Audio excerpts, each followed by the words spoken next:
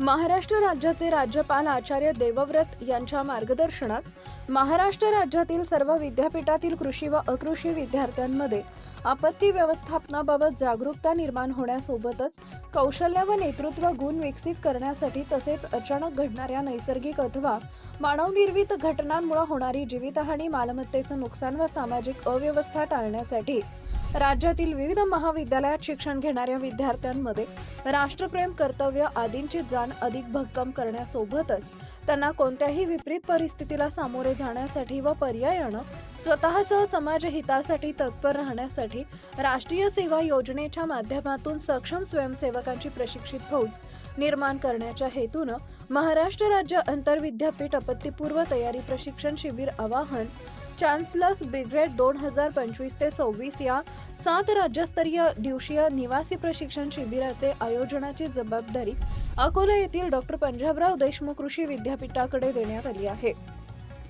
दिनांक 17 ते 24 जानेवारी 2026 दरम्यान विद्यापीठाच्या अकोला येथील मुख्यालयी आयोजित महाराष्ट्र राज्य आंतरविद्यापीठ आपत्तीपूर्व तयारी प्रशिक्षण शिबिराचं उद्घाटन 17 नंतर लगेचच कृतीयुक्त प्रशिक्षण कार्यक्रमाला सुरुवात झाली। यामध्ये सर्वप्रथम आपत्ती व्यवस्थापन म्हणजे काय आणि राष्ट्रीय आपत्ती निवारण पथकाचे तत्कालीन आपत्कालीन परिस्थितीत व्यवस्थापन या विषयावर मार्गदर्शन झाले। दुपारच्या सत्रात लँडस्लाइड रेस्क्यू ऑपरेशन, वैयक्तिक आणि परिवाराची आपत्कालीन परिस्थिती सुरक्षा, सामुदायिक ठिकाणी आपत्ती व्यवस्थापन, भूकंप, वीज पडणे, चक्रीवादळ, भूस्खलन, जंगलातील वणवा आदी प्रसंगी काय करावं आणि काय नाही त्यावर कृतीयुक्त मार्गदर्शन करण्यात आले। आज शिबिराच्या दुसऱ्या दिवशी सकाळी योगा, प्राणायाम, कवायत, नंतर रुग्णांची काळजी, अंत्यवस्थ रुग्णांना CPR देऊन त्यांचा जीव वाचवण्याचं कौशल्य अवगत करण्यात आले। दुपारच्या सत्रात कृतीयुक्त प्रशिक्षण देत विद्यार्थ्यांचे मनोबल वाढवण्यात आले। सदर प्रशिक्षण राष्ट्रीय आपत्कालीन व्यवस्थापन पथकाची टीम देत असून त्यांच्याकडील शस्त्र सज्जता आणि आपत्कालीन परिस्थितीत वापरावयाची साधने यांचे प्रदर्शन विद्यार्थ्यांच्या आकर्षणाचं केंद्र ठरत आहे।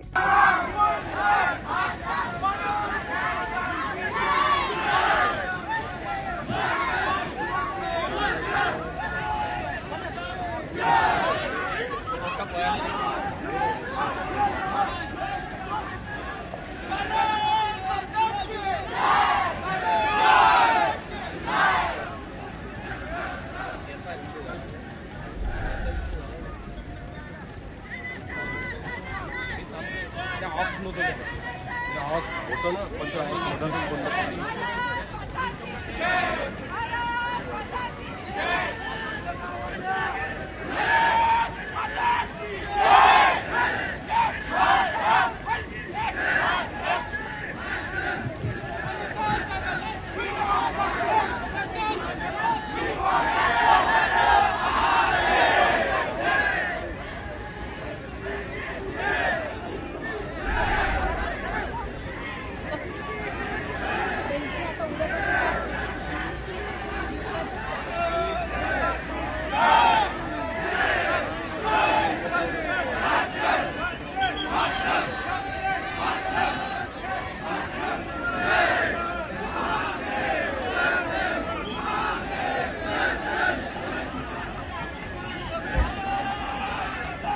नवनवीन बातम्या पाहण्यासाठी आजच विदर्भ दूत न्यूज चॅनलला सबस्क्राईब करा आणि बेल आयकॉनला सुद्धा क्लिक करा।